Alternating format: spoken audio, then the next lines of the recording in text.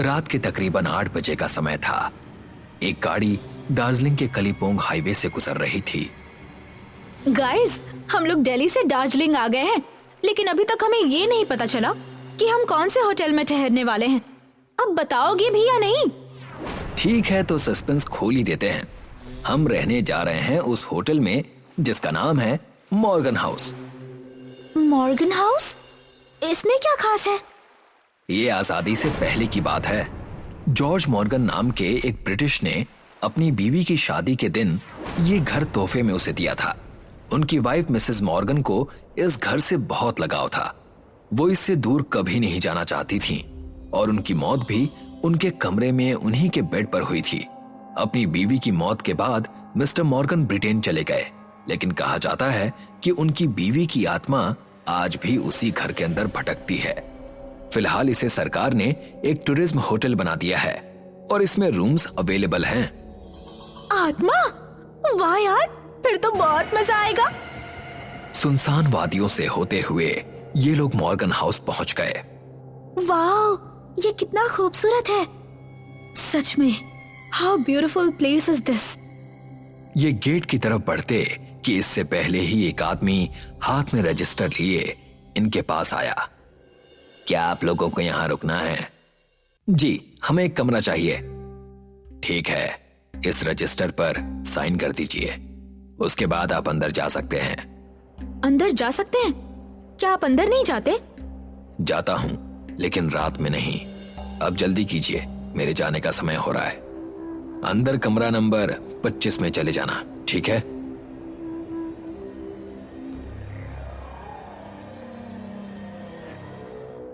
एक कॉरिडोर से होते हुए एक दरवाजे के सामने जाकर रुक गए। कमरा नंबर 25। वाह, यही हमारा कमरा है। हे गाइस, क्यों ना हम लोग मिसेस मॉर्गन का रूम देख कर आए? Great idea. तुम लोग जाओ, मैं तो बहुत थक गई हूँ।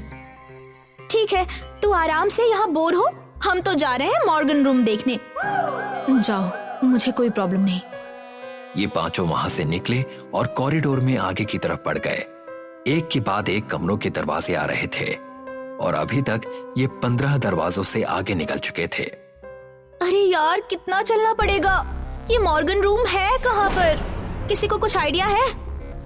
उस कमरे की बुकिंग बंद है, तो जाहिर है कि उसका दरवाजा भी कुछ अलग ही होगा। तभी इन्हें एक दरवाजे पर मिसेस मॉर्गन का नाम लिखा हुआ नजर आया। वी गॉट इट, यही है। तो ठीक है, अंदर चलते हैं। पांचों कमरे के अंदर दाखिल हुए।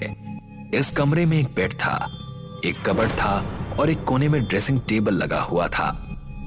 यार, इस ड्रेसिंग टेबल को तो देखो, ये तो एकदम रॉयल लग रहा है। लग नहीं रही डार्लिंग, रॉयल ही है। निशा ने कबर्ड खोला। अरे, इसमें तो बहुत सी ड्रेस रखी हुई है। उसने एक ड्रेस निकाली। निशा ने उस गाउन को अपने कपड़े के ऊपर पहना और आईने में खुद को देखने लगी। ओहो निशा डार्लिंग, तुम तो एकदम प्रिंसेस लग रही हो। Don't call me darling.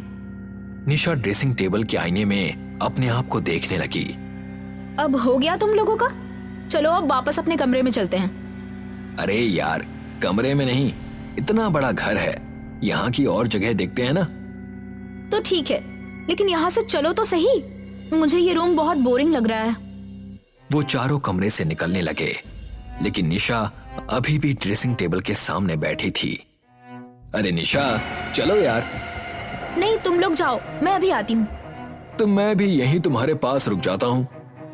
विपुल बेटा, जल्दी से हमारे साथ चल, वरना तेरी सेहत के लिए अच्छा नहीं होगा। इस पर विपुल ने अंगद को घूर कर देखा और ये चारों उस कमरे से निकल गए। उनके जाने के बाद अचानक से निशा को एक आवाज सुनाई थी।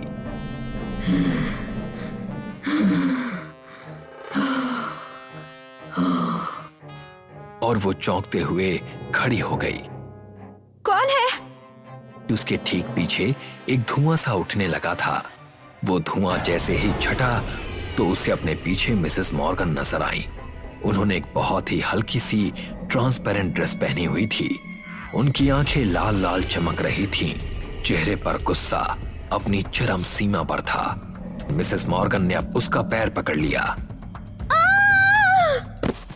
निशा जमीन पर गिर गई और मिसेस मॉर्गन अब उसके ऊपर थी।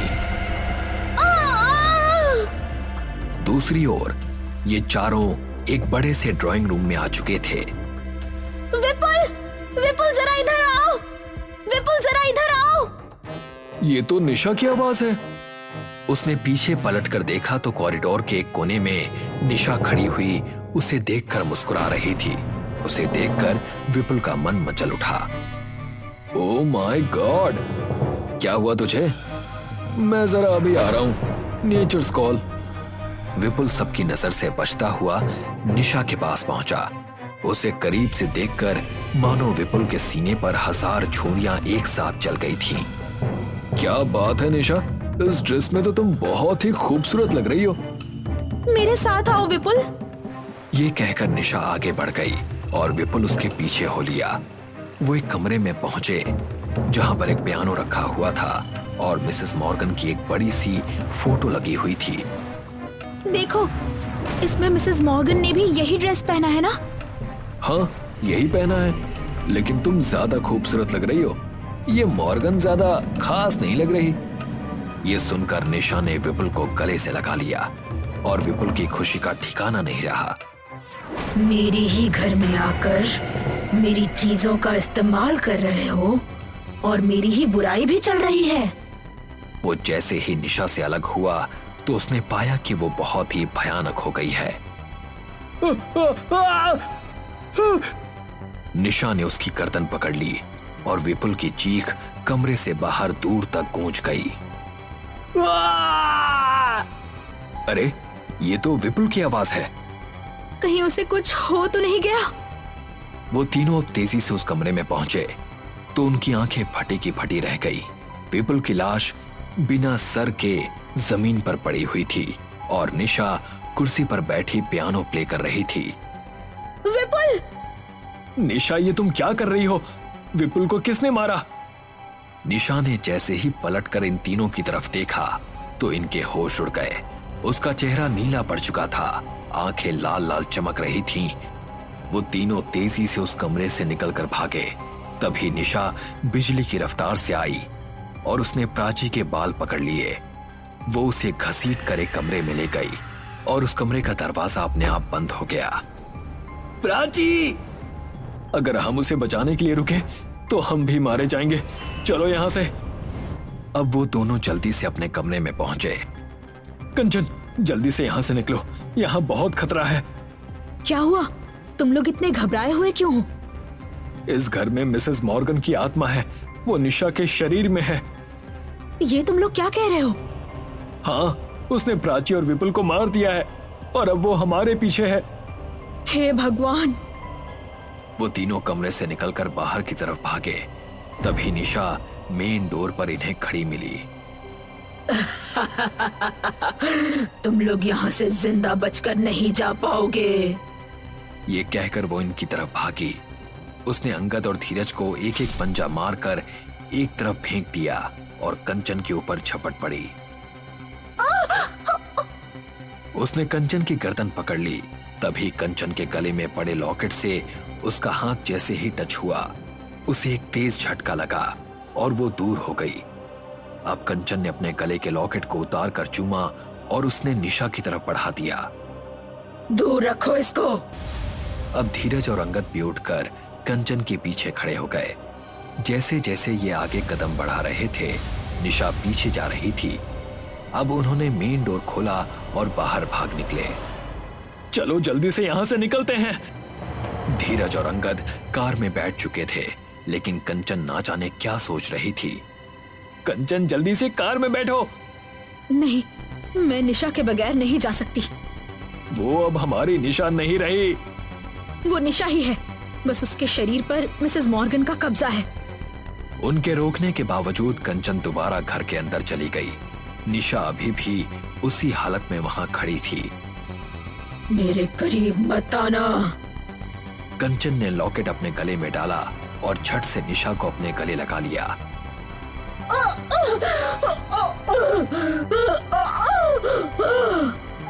निशा बुरी तरह से चीखने चिल्लाने लगी, खुद को छुड़ाने की कोशिश करने लगी, लेकिन कंचन ने उसे नहीं छोड़ा। तभी निशा के शरीर से मिस मॉर्गन की आत्मा एक धुएं के रूप में निकलकर अलग हो गई और निशा एकदम नॉर्मल हो गई। निशा, चलो यहाँ से। अगले ही पल कंचन अपने साथ निशा को सही सलामत लेकर घर से बाहर आ गई। ये सभी कार में बैठे और वहां से निकल गए। मिसेस मॉर्गन की आत्मा अभी भी एक खिड़की पर खड़ी बाहर की तरफ देख रही थी और उनके चेहरे पर एक भयानक मुस्कान थी। रात के 4 बज रहे थे। सुंदरवन की सुंदर पहाड़ियों पर एक बस तेज रफ्तार से दौड़ी जा रही थी। उस बस के अंदर बहुत से यात्री सवार थे। तभी अचानक बस ड्राइवर ने बस को रोककर साइड में खड़ा कर दिया और यात्रियों से बोला, अरे बस अब 2 घंटे बाद आगे बढ़ेगी। ड्राइवर की बात सुनकर रितेश नाम का एक यात्री झुंझला कर बोला, ये क्या कह रहे हो ड्राइवर? 5 मिनट में हम सब सुंदरवन पहुंच जाएंगे। बस को रोकने का मतलब क्या है, वो भी इस घने जंगलों के बीचों बीच? अरे भाई साहब, हम सब की भलाई इसी में है। सुंदरवन के अंदर जाने का रास्ता एक टनल से होकर जाता है। अरे ये क्या कह रहे हो तुम? पहाड़ी इलाकों में तो अक्सर टनल होती ही है ना। भला उस टनल से तुम्हारा बस रोकने का क्या मतलब है? अरे भाई साहब, वो टनल भूतिया है। मौत की भूल भुलैया कहते हैं उसे। सैकड़ों यात्री उस टनल के अंधेरों में खो गए जो आज तक नहीं मिले, और जो कुछ यात्री मिले भी तो बेहद भयानक अवस्था में। किसी का सर गायब मिलता है तो किसी का दिल गायब मिलता है तो केवल किसी का कंकाल। मैं इन बकवास बातों को नहीं मानता। अरे ये बकवास बातें नहीं है साहब, सब सच्ची बातें हैं। लेकिन तुम शहरी लोग पता नहीं क्यों इन बातों को नहीं मानते। तभी वो पूरा इलाका किसी भयानक आवाज से थर्रा उठा। सभी यात्रियों के चेहरे पर डर के भाव लहराने लगे। मेरी बात मानो साहब, जान है तो जहान है। अरे जंगल में सब जानवर एक साथ होकर आपस में लड़ते हैं तो कुछ इस तरह की आवाजों का शोर उत्पन्न हो जाता है। मैं एक पढ़ा लिखा और समझदार व्यक्ति हूँ। मैं तुम्हारी इन जाहिलाना बातों में बिल्कुल नहीं आने वाला। इसलिए मैं जा रहा हूँ। लगता है सुंदरवन पहली बार आए हो। मैं सुंदरवन गांव का ही रहने वाला हूँ बेटा। कंडक्टर और ड्राइवर की बात सही है, इन बातों पर विश्वास करो। देखो, सारे यात्री इन दोनों की बात से सहमत हैं। सारे यात्री गलत नहीं हो सकते बेटा। अगर सारे यात्री चुप हैं तो इसका मतलब ये नहीं कि वो सब सही हैं। एनीवे, आप बुजुर्ग व्यक्ति हैं और मैं बुजुर्गों का सम्मान करता हूँ, तो मैं इस जगह पर 2 घंटे बिल्कुल नहीं बिताने वाला। कंडक्टर और ड्राइवर ने रितेश को बहुत समझाने की कोशिश की, मगर रितेश ने उन दोनों की बात नहीं मानी। वो अपना बैग कंधे पर टांग कर पैदल ही निकल गया। रितेश के पास एक छोटी सी टॉर्च थी जिसे वो हमेशा अपने पास रखता था, मगर वो कुछ ही दूर चला था कि तभी उसे किसी के फुसफुसाने की आवाज सुनाई दी। कौन है यहाँ? क्या और कोई भी है यहाँ पर? मगर रितेश की आवाज टनल में ही गूंज कर रह गई। टनल में उसके अलावा और कोई भी मौजूद नहीं था। रितेश को बड़ा ही अजीब सा महसूस होने लगा। रितेश ने अपने कदमों की रफ्तार तेज कर ली और वो दौड़ने लगा। कुछ दूर दौड़ने के बाद उसे एक हल्की सी रोशनी नजर आई। रितेश समझ गया कि टनल का रास्ता खत्म होने वाला है। तभी एक भारी आवाज रितेश के कान में टकराई। रुक जाओ। उस आवाज को सुनकर रितेश के पांव अपनी जगह जम गए और वो टॉर्च की रोशनी में आगे पीछे आंखें फाड़ फाड़ कर देखने लगा। तभी उसकी निगाह टनल के एक अंधेरे कोने पर पड़ी, जहां पर कोई खड़ा हुआ था, जिसकी लाल लाल रक्त जैसी आंखें किसी बल्ब की तरह चमक रही थी। डर की वजह से ही रितेश के हाथ पांव फूल गए। तभी उसकी नाक से एक असहनीय दुर्गंध टकराई। उसने अपनी नाक पर रुमाल रखा ही था कि तभी वो आंखें उसके बहुत करीब आ गई। रितेश की दिल दहला देने वाली चीख उस अंधेरी टनल में गूंज गई। इस घटना के 1 महीने बाद दिल्ली। रागिनी अपने दोस्त राहुल और दिशा के साथ बैठी हुई थी। रागिनी का उदास चेहरा देखकर दिशा रागिनी से बोली, कब तक ऐसे उदास रहोगी रागिनी? रितेश की मौत का हम सबको बहुत दुख है। हाँ, दिशा सही कह रही है रागिनी, तुम्हें इस तरह से उदास नहीं होना चाहिए। ये सब मेरी ही गलती है। मुझे सुंदरवन के जंगलों के फोटो खींच कर लाने थे, मगर मैंने उसे अपने बदले भेज दिया। अगर मैं उसे सुंदरवन जाने के लिए नहीं बोलती तो आज वो जिंदा होता। लेकिन मेरी एक बात समझ में नहीं आई, आखिर रितेश की लाश सुंदरवन के पास जंगल के कुएं के अंदर कैसे मिली? यही सोच सोच कर मैं पागल हुई जा रही हूँ दिशा। पुलिस के मुताबिक रितेश सुंदरवन से 5 किलोमीटर दूर पहले उतर गया था और सारे यात्रियों ने उसे सुंदरवन की ओर जाते देखा भी था। समझ में नहीं आता फिर उसकी लाश सुंदरवन से 20 किलोमीटर पीछे उस जंगल के कुएं में कैसे मिली।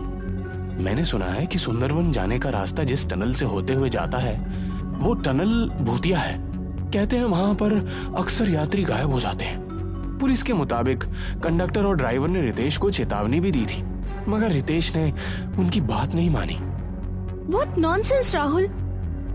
विश्वास तो नहीं करता दिशा, लेकिन जिस तरह से रितेश की मौत रहस्यमय परिस्थितियों में हुई है उससे मैं काफी कंफ्यूज हो गया हूँ। लेकिन मैं सच्चाई का पता लगा कर ही रहूंगी। तुम कहना क्या चाहती हो?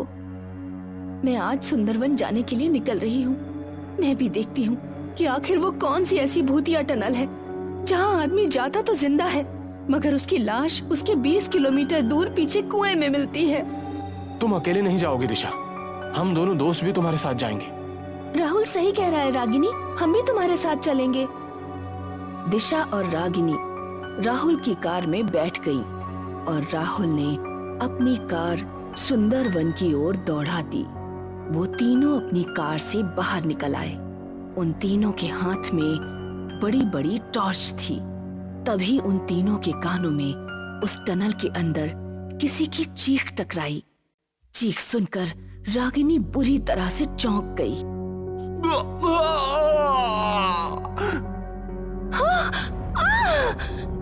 ये चीख तो रितेश की है।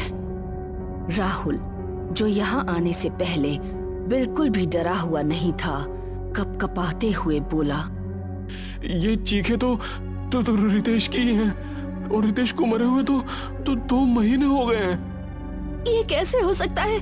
कहीं हम लोग रात के वक्त इस टनल के अंदर जाने की गलती तो नहीं कर रहे? दिन में तो यहाँ पर रोड चालू हो जाता है। रितेश की मौत की सच्चाई का पता लगाने के लिए हमें रात में ही इस टनल के अंदर घुसना होगा। ठीक है, जो भी होगा देखा जाएगा।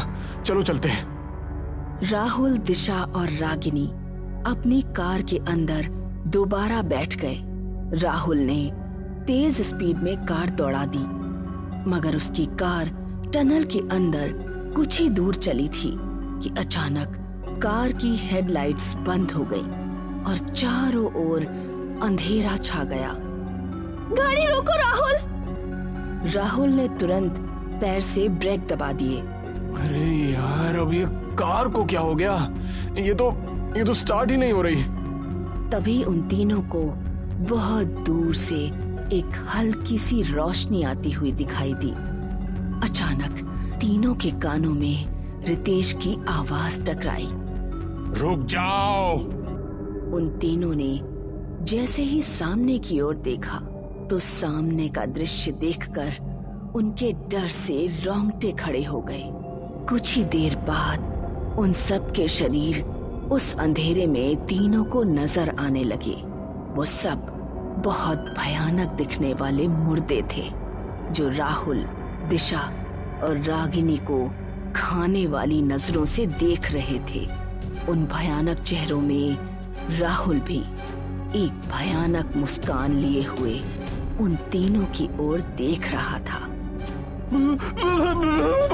भागो यहाँ से! राहुल के इतना बोलते ही दिशा और रागिनी राहुल के साथ भागने लगी।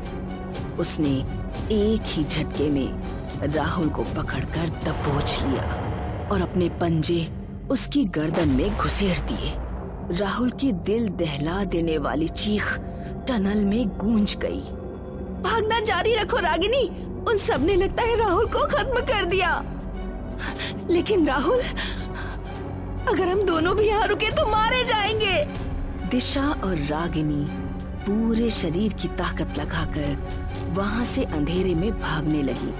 उन्हें नहीं पता था कि वो अंधेरे में किस दिशा की ओर भागे जा रही थी।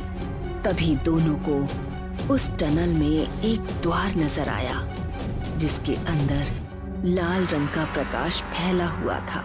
उन दोनों को ऐसा महसूस हो रहा था जैसे कि वो जमीन की गहराइयों में उतरती जा रही हो।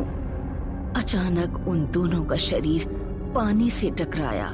उन दोनों के हाथ में अभी टॉर्च थी।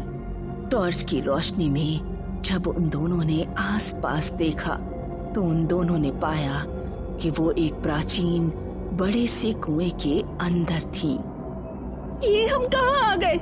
ये तो बहुत पुराना प्राचीन कुआं लगता है रागिनी। रितेश की लाश शायद इसी कुएं से बरामद हुई थी।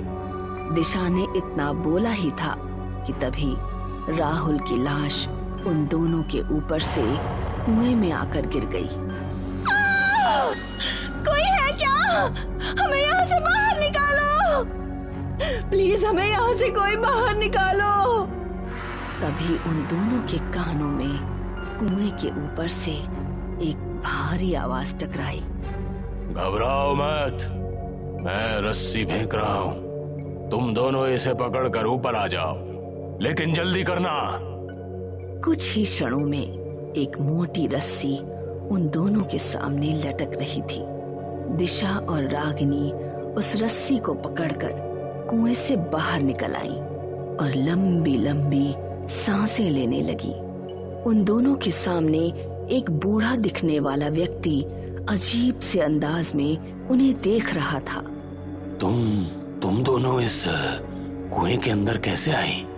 इस जंगल में तो कोई नहीं आता और यहाँ का कुआं शापित है। यहाँ अक्सर मुसाफिरों के कटे फटे शव मिलते हैं। रागिनी एक ही सांस में सारी घटना उस बूढ़े व्यक्ति को बताने लगी। समझ गया, तुम्हारा दोस्त उस भूतिया रहस्यमय टनल का शिकार हुआ था कि उस टनल के अंदर अर्ध पुरुष का राज है। अर्ध पुरुष? क्या कहना चाहते हैं आप? आज से करीब 200 वर्ष पूर्व ये खंडहर वीरान नहीं थे, बल्कि यहाँ पर एक गांव बसा हुआ था जिसे आज के लोग पुराने सुंदरवन के नाम से जानते हैं। उस समय सुंदरवन के गांव के वासी इसी गांव के कुएं में पानी पिया करते थे। कहते हैं कि गांव के मुखिया में एक बच्चे ने जन्म लिया जिसका आधा हिस्सा इंसानों जैसा था और आधा हिस्सा अजीब से दिखने वाले किसी जानवर की तरह। सभी गांव वाले उससे बहुत डरते थे। उनका मानना था कि मुखिया भगवान का नहीं बल्कि शैतान का पुजारी था। मुखिया के घर में किसी इंसान ने नहीं, एक शैतान ने जन्म लिया था। उस बच्चे को गांव के लोग डर की वजह से अर्ध पुरुष के नाम से जानते थे। जवान होकर उस अर्ध पुरुष ने गांव के ही लोगों को मारकर खाना शुरू कर दिया। उस दौर में वो टनल एक गुफा थी। वो गांव के लोगों को उस गुफा में मारकर खा जाता और उनकी हड्डियों को इसी कुएं में फेंक देता। जब गांव में अंग्रेजों का आना प्रारंभ हुआ तो उन्होंने गांव के विकास के लिए उसी गुफा को काटकर एक टनल बना दिया। जब कुछ मजदूर उस गुफा को काटकर टनल के रूप में तैयार कर रहे थे, तभी वो अर्ध पुरुष उन सबको मारकर खा गया। अंग्रेजों ने क्रोधित होकर उस अर्ध पुरुष को उसी टनल में जिंदा जला दिया। जब उसे अंग्रेजों ने जिंदा जलाया था वो रात का समय था।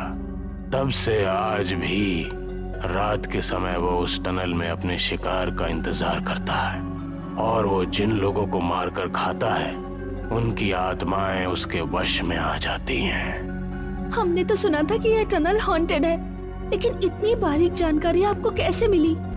दिशा की बात सुनकर वो बूढ़ा रहस्यमयी नजरों से दिशा की ओर देखते हुए बोला, क्योंकि वो अर्थ पुरुष कोई और नहीं बल्कि मैं ही हूँ। बूढ़े ने इतना कहा ही था कि तभी कुएं के अंदर से बहुत तेज किसी के हंसने की आवाजें गूंजने लगी। देखते ही देखते उस कुएं के अंदर से राहुल अपना भयानक चेहरा लेकर बाहर निकलकर उन दोनों के सामने खड़ा हो गया। दिशा और रागिनी के सामने वही टनल वाले भयानक चेहरे खड़े हुए थे। उस बूढ़े का रूप अब परिवर्तित हो चुका था। वो बूढ़ा उसी भयानक प्राणी की शक्ल में आ चुका था। कुछ ही देर में रागिनी और दिशा की चीख उस जंगल में गूंज गई।